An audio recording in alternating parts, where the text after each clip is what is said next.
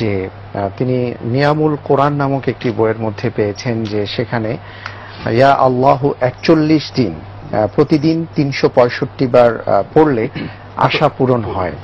আর পাশাপাশি তার শাশুড়ি বলেছেন যে এটা একটি জালালি খতম, এটা পড়লে শরীরের ক্ষতি হতে পারে। আসলে বিষয়টা কি? হ্যাঁ, পর্যায়ক্রমে প্রথম কথা বোন, নিয়ামুল কোরআন বইটা কেউ পড়বেন না, এটা অত্যন্ত আপত্তিকর। অনেক জাদু আছে। নিয়ামুল কোরআন নামে যে বই বাজারে প্রচলিত রয়েছে, এটা আমি বলছি এই বাংলাদেশেরই খুব প্রসিদ্ধ ব্যক্তিত্ব ছিলেন ফুরফুরার পীর আবু বকর সিদ্দিকী। তিনি জাল হাদিসের বিষয়ে একটা বই লেখাইছিলেন, এটা 1928 সালের দিকে প্রকাশিত উর্দুতে। সমাজে প্রচলিত জাল হাদিসগুলো ব্যাপারে ব্যাপক আলোচনা করার পরে তিনি লিখেছেন এই সব বই পড়বেন না, তার ভিতরে নিয়ামুল কোরআন, নাফেউল খালায়েক, এইগুলো সম্পূর্ণ জাল হাদিস, জাদু টোনা ইত্যাদি কেন্দ্রিক। মাকসুদুল মুমিনিন একটি বই আছে, জি, এটা অবশ্য ওই কিতাবে নেই। মাকসুদুল মুমিনিন বইটাও অনেকটা এরকম। এ ব্যাপারে আমি আরেকটু কঠিন কথাই বলতে চাচ্ছি যে এই মাকসুদুল মুমিনিন, নিয়ামুল কোরআন, নাফেউল খালায়েক সমাজে প্রচলনের জন্য আমাদের সমাজের ভালো আলেমরা 60% যায়। দুর্ভাগ্যজনকভাবে বাংলার ওলামায়ে কেরাম বাংলাদেশে ইসলাম আসার পরে এই 1000 বছর পর্যন্ত মাতৃভাষায় দিন চর্চা করেননি। আমাদের দেশের আলেমরা মাকসুদুল মুমিনিন যখন লেখা হয় তখন এই দেশে অনেক হক্কানি বড় বড় আলেম ছিলেন, তারা উর্দুতে দিন চর্চা করেছেন, ফার্সিতে দিন চর্চা করেছেন, উর্দুতে বই লিখেছেন। তারা মাতৃভাষায় দিন চর্চা না করে প্রথমত আল্লাহর দেওয়া দায়িত্ব অবহেলা করেছেন। কারণ আল্লাহ কোরআন কারীমে বলে ওমা আরসালনা মিন রাসূলিন ইল্লা বিলিসানি কওমিহি, প্রত্যেক রাসূলকে আল্লাহ তার মাতৃভাষা দিয়ে পাঠান, যে লিউবাইয়িনা লাহুম, তাদের কাছে মাতৃভাষায় বয়ানটা হবে। আমরা আমাদের এলেম কালাম বয়ান এটা মায়ের ভাষায় জনগণকে দেওয়ার দরকার ছিল, দেয়নি।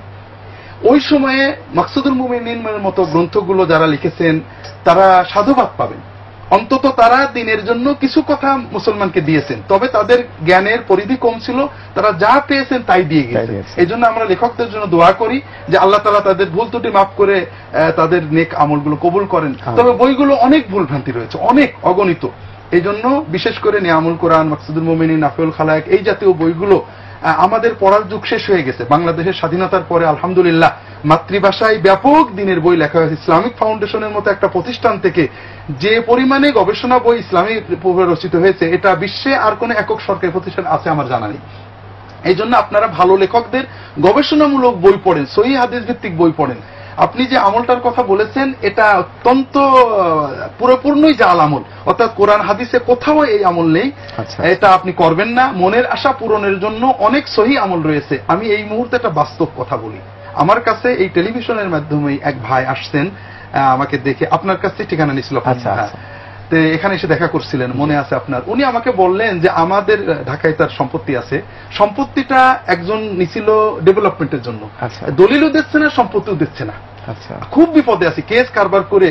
আপনারা বলেছেন তাবিজ নেওয়া যাবে না, কবিরাজের কাজ যাওয়া যাবে না, আমাকে একটা সুন্নত আমল দিন।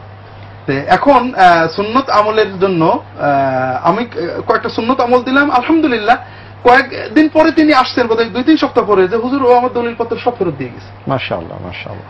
কাজে আপনারা সুন্নত আমল করেন, মনের আশা পূরণ হবে ইনশাআল্লাহ। আল্লাহু আ'লাম।